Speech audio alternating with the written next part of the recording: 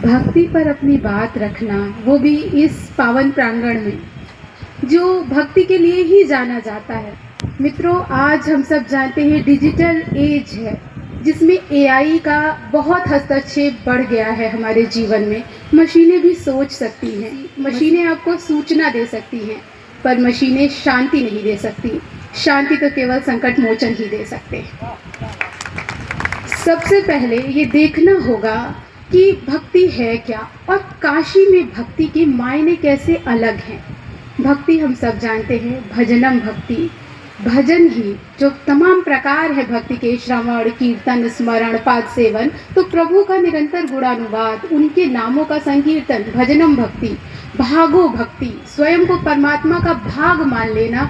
भंजनम भक्ति, सांसारिक राग द्वेषों से अलग हो जाना, मतलब निस्त्रैगुण्यो भवार्जुना, इन तीनों जो सत, रज और तम जो प्रमुख प्रवृत्तियां हैं उनसे वीतराग होना। ये भक्ति की अलग अलग परिभाषाएं हैं।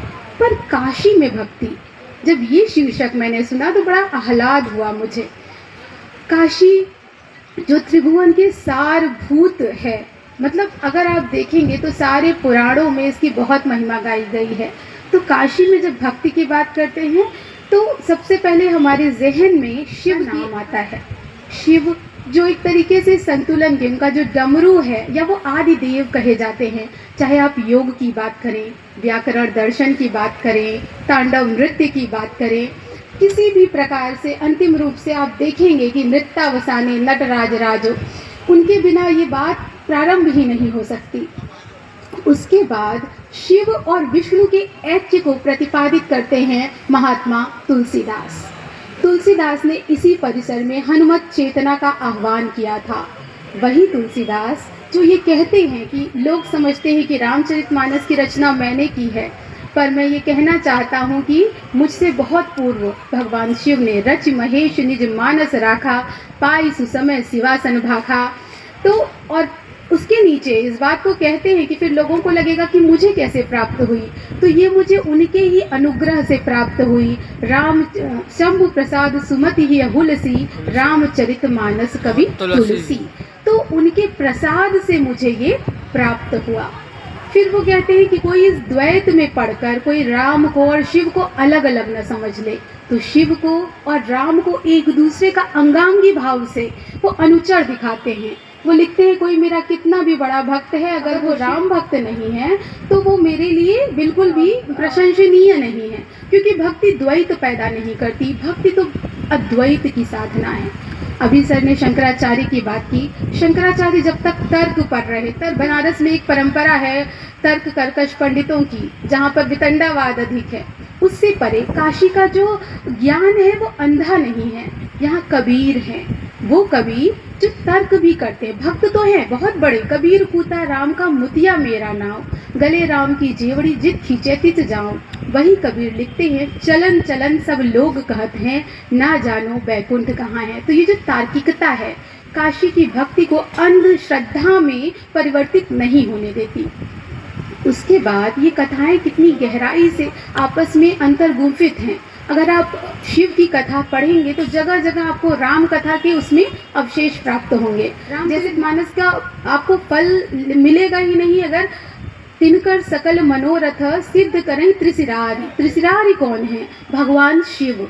बिना उनके अनुग्रह के, वही शिव जिन्होंने रामचरितमानस की रचना की, वही शिव जिन्होंने तुलसीदास को उस रचना को निरूपित करने की शक्ति दी। और इसी काशी में जब उन पर सवाल उठाए गए तो शिव ने उस कृति को प्रति हस्तांतरित किया, उन्होंने उस पर अपनी सही कर दी, जिसके कारण ये कृति त्रिभुवन पावन मानी गई। भगवान शिव के आयुधों का बड़ा प्रचार है। कहा जाता है पिनाक, पिनाकिन कहा जाता है उन्हें। तो ये जो पिनाक है, छुअत टूट पिनाक पुराना, ये शिव जब सीता स्वयंवर होता है तो भगवान उसको छूते हैं और वो अपने आप टूट जाता है। तो एक अस्त्र ऐसा है जिसको छूने मात्र से राम और सीता, यानी जो वैष्णव परंपरा है और जो शाक्त परंपरा है, एकीकृत हो जाते हैं। उसके बाद एक चंद्रहास है, एक बहुत प्रसिद्ध उनका एक खड्ग है शिव जी का, जो रावण की भक्ति से प्रसन्न होकर वो दे देते हैं रावण को।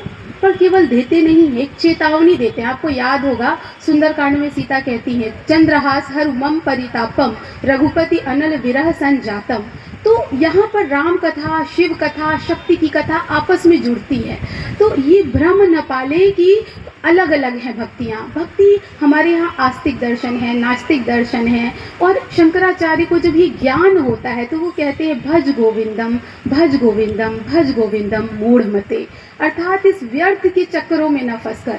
मित्रों, भक्त कभी बार बार जिस जीव को जगाते हैं वो बताते हैं कि ये जीवन एक अवसर है सार्थक मनुष्य बनने का। जागु जागु जीव जड़ जो है जग जामिनी, देह गेह नेह छाड़ू जैसे घन तामिनी। तो ये अवसर है, इसको व्यर्थ में व्यतीत मत करो। इस अवसर को चित्रकार अपने चित्र से, एक कलाकार अपनी कला से, एक साहित्यकार अपने साहित्य से उस अनंत तक पहुंचना चाहता है, उस सार्थक, उस अंतिम सत्य की अभिव्यक्ति करना चाहता है। मनुष्य के जीवन में जो शांति की खोज है, जो स्पृहा है, वहीं से भक्ति प्रारंभ होती है।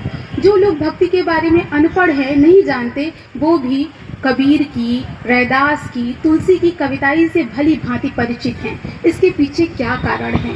वो आत्मतोष जो तुलसीदास को मिला, पायो परम विश्राम, वही आत्मतोष सबको प्राप्त होता है अपने अपने तरीके से। मित्रों, हर एक पक्षी की अपनी अपनी परवाज़ है। वो जब उड़ता है अनंत आकाश में, कोयल भी उड़ती है, कौवा भी उड़ता है अपनी अपनी गति से। तो ज़रूरी नहीं कि हम उसे व्यक्त कर पाएँ या न कर पाएँ, पर जितना हम समझें, हमें अधिकार है उस बात को कह देने का उसी रूप में। आपके पास जो भी ज्ञान है, क्योंकि अनंत शास्त्रम बहुलाश्च विद्या, आप उसका कभी सार और अंत नहीं तलाश सकते। भक्ति वो मार्ग है सार्थक मनुष्यता का, जो दिखाती है कि अभिमान न करें। निरभिमानता पहली शर्त है भक्ति की, क्योंकि जीवन में अर्जन ही अर्जन आप करेंगे तो सम्यक विसर्जन नहीं आएगा। बिना उस विसर्जन के अगर आपको लगता है कि आप एक मनुष्य हुए, एक समाज के लिए एक उदार चेता बन पाए, भक्ति आपको मनुष्य से महामानव बनाती है। लोग कहते हैं मानव होना भाग्य है, कवि होना सौभाग्य। इसी को हमारे शास्त्रों ने लिखा था, कुलम पवित्रम जननी कृतार्थम वसुंधरा सा बस्ती सधन्या यस्याम कुलम जन्म श्री राम दासः। तो भक्ति वह है जो आपको अंदर की तरफ मोड़ती है, आपकी आंतरिक चेतना के साथ जोड़ती है। इसी राममयता का संधान करना इस परिसर में सदियों पहले, अगर आज कोई इस पर बात करता है तो वो बड़े बड़े भक्त कवियों को देखे। वो उस समय में कह रहे थे अगुनई सगुनई नहीं कछुभेदा, शैव शाक्त और गाणपत्य संप्रदायों को एक कर रहे थे। तो ये जो एकीकृत का भाव है, ये जो सीय राममयता है, किससे भेद मित्रों? अब सूक्ष्म बातें करूं, प्रतिभिज्ञा दर्शन की बातें करूं, तो उसमें क्या है? जब आप कहते हैं मैं अरमोर तोड़ते माया, ये मेरा है, ये पराया है, जहां तक भेद होता है वहां तक ये एक तरीके से कह सकते हैं कि सांसारिक प्रपंच आपको जकड़ लेते हैं। और भूमि परद्भा ढाबर पानी जिमि जीवही माया लपटानी। हम सभी उस अनंत चैतन्य के ही स्वरूप हैं, पर पृथ्वी पर आते ही हमारे भीतर तमाम तरह की मेरा तेरा अपना पराया का जो भाव उत्पन्न होता है, भक्ति के माध्यम से उस भाव में एक पवित्रता, एक परिष्कार आता है। इसको देखने की, समझने की और भूनने की आवश्यकता है। तो क्या चीज़ें हैं जो हमें दोबारा उस परम सत्ता से जोड़ सकती हैं? सीय राममय सब जग जानी, करहु प्रणाम जोरी जुग पानी, या कस्तूरी कुंडली बसे मृग ढूंढे वन माही, ऐसे घट घट राम है दुनिया देखे नाही। तो ये जो घट के भीतर परमात्मा का संधान है, वही भक्ति है, उसी का निनाद है भक्ति। और इसी के साथ मैं बहुत धन्यवाद देती हूँ पूजा को। बहुत अच्छा लगा इस अवसर पर आप सभी जिज्ञासु श्रोताओं से बातचीत करके। धन्यवाद।